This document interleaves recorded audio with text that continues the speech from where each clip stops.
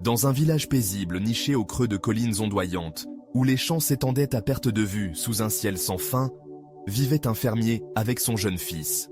Le fermier labourait la terre, arrachant la vie à un sol récalcitrant, tandis que son fils, un garçon aux yeux vifs et au sourire prompt, aidait là où il le pouvait, portant de l'eau, s'occupant des animaux ou empilant du bois. Le village était petit, ses habitants liés par le travail commun et le rythme des saisons, mais il était dirigé par un chef dont la langue acérée et les jugements hâtifs façonnèrent le pouls de la communauté. Le chef était un homme d'autorité, fier de sa capacité à jauger les autres, et il arpentait souvent les chemins du village, dispensant ses opinions avec autant de liberté que le vent charriait la poussière. Le chef avait jeté son dévolu sur le fils du fermier, non par bienveillance, mais parce qu'il voyait dans le garçon une occasion de prouver sa propre sagacité. Chaque matin, alors que le soleil grimpait à l'horizon, le chef s'approchait du garçon, souvent assis au bord des champs, observant les cultures ondulées. Dans sa main, il tenait 2 pièces, une en or, étincelante de promesses de richesse, et une en argent, modeste dans son éclat terne. Il tendait les 2 pièces au garçon, sa voix porteuse d'un défi, lui demandant laquelle il choisirait. Sans hésiter, le garçon prenait toujours la pièce d'argent, la glissant dans sa poche avec un hochement de tête. Le chef riait, un rire aigu et moqueur, et déclarait le garçon idiot, trop simple pour comprendre la valeur de l'or par rapport à l'argent. Les villageois, qui surprenaient en la scène, acquiesçaient, leur murmure tissant une histoire sur la prétendue sottise du garçon. Pour eux, le choix était évident, l'or était rare, précieux, une clé pour une vie meilleure. L'argent était commun, à peine suffisant pour un pain. La décision du garçon devint une fable, un conte moral sur les occasions manquées, et le chef s'en délectait, revenant jour après jour pour répéter le rituel. Le fermier, cependant, commença à remarquer les murmures. Il entendait les chuchotements des villageois lorsqu'il vendait sa récolte au marché, leurs regards empreints de pitié lorsqu'il passait. Ils parlèrent de son fils comme s'il était un fardeau, un esprit trop lent pour s'élever au-dessus de la poussière de leur ferme. Au début, le fermier ressentit une pointe de doute, se demandant s'il avait échoué à enseigner à son fils les voies du monde. Mais il connaissait son garçon, il connaissait l'éclat dans ses yeux, la manière dont il résolvait les problèmes dans les champs avec un ingénieux silence. Ainsi, un soir, alors que le soleil plongeait bas et peignait le ciel de teintes ambrées, le fermier s'assit avec son fils près de leur modeste foyer. Il demanda, sans accusation, mais avec curiosité, pourquoi le garçon choisissait toujours la pièce d'argent lorsque le chef lui offrait son épreuve. Le garçon écouta, le visage calme, puis se leva pour aller chercher quelque chose dans un coin de leur petite maison. Il revint avec une boîte en bois, simple mais solide, et l'ouvrit devant son père.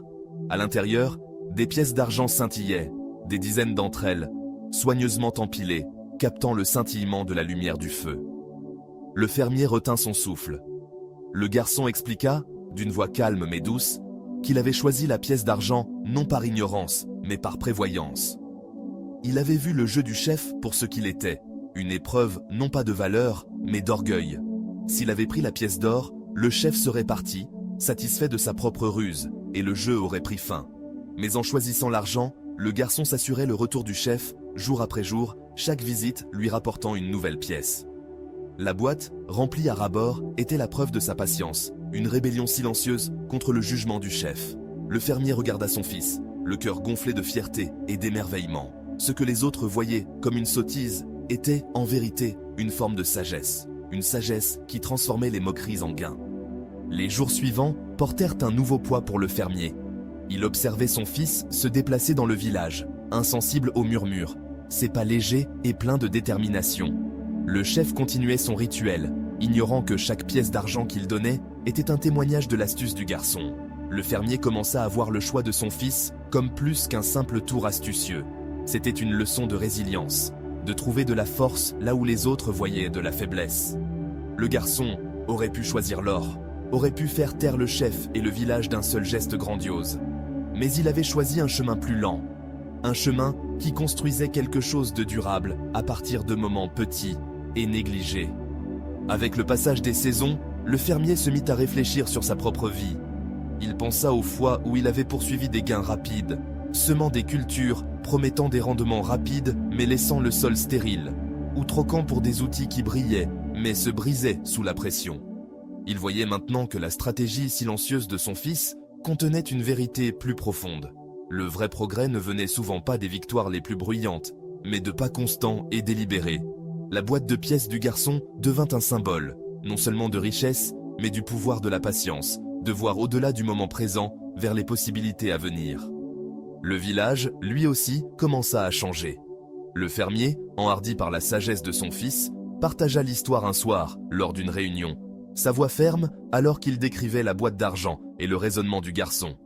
Les villageois écoutaient, leurs visages s'adoucissant, puis se crispant de compréhension. Le chef, présent à la réunion, resta silencieux, sa confiance habituelle atténuée. Le choix du garçon, autrefois source de moquerie, suscitait désormais des murmures d'admiration. Certains commencèrent à approcher le garçon, non plus avec pitié, mais avec des questions, cherchant ses pensées sur des sujets grands et petits. Le garçon répondait avec la même clarté tranquille, sans jamais se vanter, sans chercher à se prouver. Sa sagesse, autrefois cachée derrière une pièce d'argent, commença à remodeler le cœur du village. Des années plus tard, lorsque le fermier vieillit et que le garçon devint un homme, le village avait changé.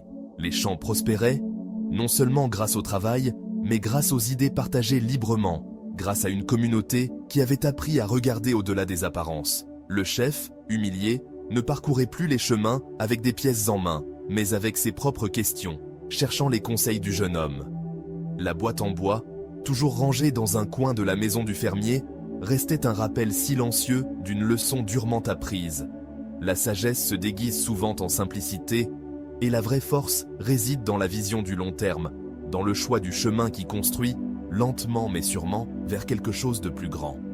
Le fermier, dans ses derniers jours, regarda son fils et vit non seulement un garçon qui avait surpassé un village en ruse, mais un homme qui lui avait appris à voir le monde sous un nouveau jour. La leçon était claire, ce que les autres rejettent comme insensé peut contenir une vérité plus profonde, et les plus grandes victoires sont souvent gagnées non pas par un seul moment éclatant, mais par l'accumulation constante de choix petits et délibérés.